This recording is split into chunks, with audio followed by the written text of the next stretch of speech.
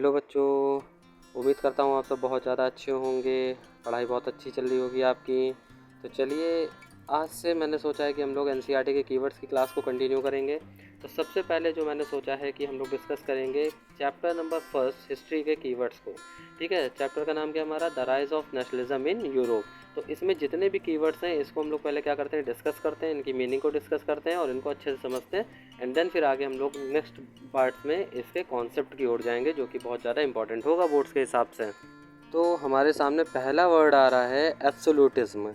Absolutism का मतलब सीधी बात यह है, एक ऐसी सरकार, एक ऐसी गवर्नमेंट या एक ऐसा शासन जो क्या होगा, जिसके ऊपर कोई अथॉरिटी नहीं है, उनके ऊपर कोई प्रेशर नहीं बना सकता, उनका ही डिसीज़न क्या होगा पूरी कंट्री में मानना पड़ेगा। ठीक है, अब ऐसी गवर्नमेंट कौन सी हो सकती है, जैसे कि पहले हम लोग देखते आ रहे हैं मोनार्कियल।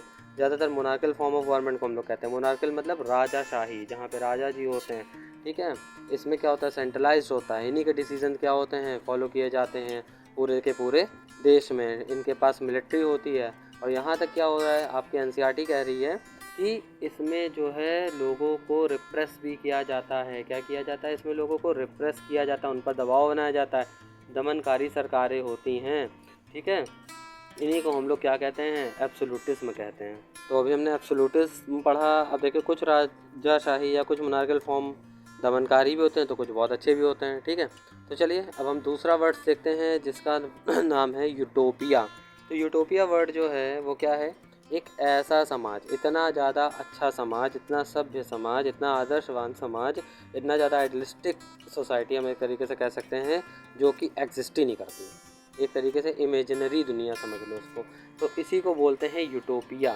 ठीक है, यूटोपिया इसको बोला जाता है, यानी कि एक इमेजिनरी वर्ल्ड जो कि बहुत ज़्यादा आइडियलिस्टिक है। अब नेक्स्ट वर्ड जो हमारे सामने आ रहा है वो है प्लेबिसाइड।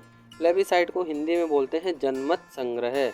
इसका मतलब क्या है, एक एरिया में रहने वाले लोग वो वोटिंग के द्वारा डिसाइड करते हैं, वोट करके डिसाइड करते हैं कि उन्हें किसी प्रपोज़ल को एक्सेप्ट करना है या रिजेक्ट करना है। इसीलिए इसको बोला जाता है direct vote, by which all the people of a region are asked to accept और रिजेक्ट अ प्रपोजल। अगर उनके फेवर में होगा तो ऑब्वियस ही बात है वो एक्सेप्ट करेंगे, अगर नहीं फेवर में होगा तो क्या करा जाएगा, रिजेक्ट कर देंगे।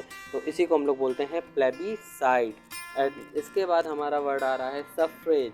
सफ्रेज का सीधा मतलब होता है the right to vote. Simple सी बात है, वोट देने के अधिकार को हम लोग क्या बोलते हैं, सफ्रेज बोलते हैं।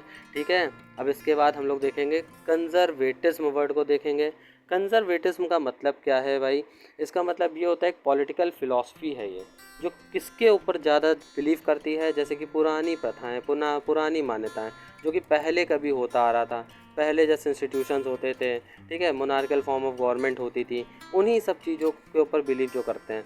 और जो नए डेवलपमेंट्स हैं ये बहुत ही धीरे धीरे एक्सेप्ट कर रहे हैं, तो इसको ही बोला जाता है कंजर्वेटिज्म। अगला वर्ड हमारे सामने देखने को मिल रहा है आइडियोलॉजी। इसका मतलब होता है विचारधारा, यानी कि पर्सपेक्टिव। सोशल और पॉलिटिकल रूप में आपका जो पर्सपेक्टिव है, आपकी भी अपनी विचारधारा होती है। ठीक है, तो इसी को हम लोग कहते हैं आइडियोलॉजी।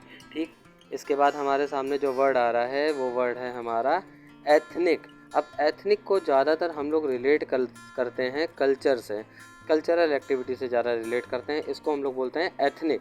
तो देखिए, एथनिक का मतलब क्या होता है, एक तरीके से जैसे कि ट्राइबल की अपनी कल्चर होता है, हम लोग का अपना कल्चर है जो लोग सिटी में रह रहे हैं। ठीक है, जिसे कोई समुदाय अपनी पहचान मानता है, बेसिकली हम ये कह सकते हैं। तो इसी को बोलते हैं एथनिक। ठीक है, कोई सोसाइटी जिसको अपनी पहचान मान रहा है, इसको हम लोग क्या कहेंगे, एथनिक कहते हैं। देन उसके बाद हमारे सामने जो वर्ड आ रहा है वो वर्ड है फेमिनिस्ट। तो फेमिनिस्ट वर्ड का मतलब क्या होता है, सीधी सी बात है, आप ये समझ लीजिए, जेंडर इक्वालिटी की यहाँ पर बात करी जा रही है। सिंपल सी बात करी जाए तो यहाँ पर महिलाओं को पॉलिटिकल, सोशल, इकोनॉमिकल में एक्चुअल राइट जैसे कि मेंस को मिले हुए हैं उनको भी मिलने चाहिए, इस पर जो चीज़ जोर देती है, इसी को हम लोग क्या कहते हैं, फेमिनिस्ट कहते हैं। ठीक, जैसे कि आपकी एनसीईआरटी भी कह रही है अवेयरनेस ऑफ वुमेन्स राइट, यानी कि अवेयरनेस का फैलाना किसके, वुमेन्स के राइट के लिए, और उनके लिए जो चीज़ ज़रूरी हो उसके लिए, सोशल रूप से, इकोनॉमिकल रूप से और पॉलिटिकल रूप से, ताकि जेंडर इक्वालिटी मेंटेन रहे।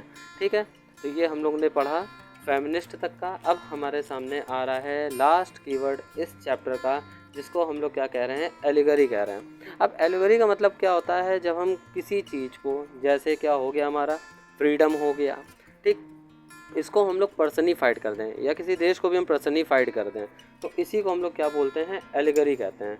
ठीक है। अब इसके दो तरीके के वो होते हैं मीनिंग, एक होता है लिटरल और एक होता है सिम्बॉलिक। लिटरल का मतलब क्या है भाई, शाब्दिक, यानी शब्द के हिसाब से हम बता रहे हैं। ठीक है। और दूसरा क्या होता है आपका, समझ लीजिए सिम्बॉलिक। सिम्बॉलिक का मतलब क्या है, हमने जैसे देखा, बना दिया, कोई चित्र बना दिया, उसके थ्रू हम लोग समझा रहे हैं, तो इसको बोला जाता है आपका ये एक तरीके से प्रतीकात्मक, हिंदी में और इंग्लिश में सिम्बॉलिक बोला जाता है।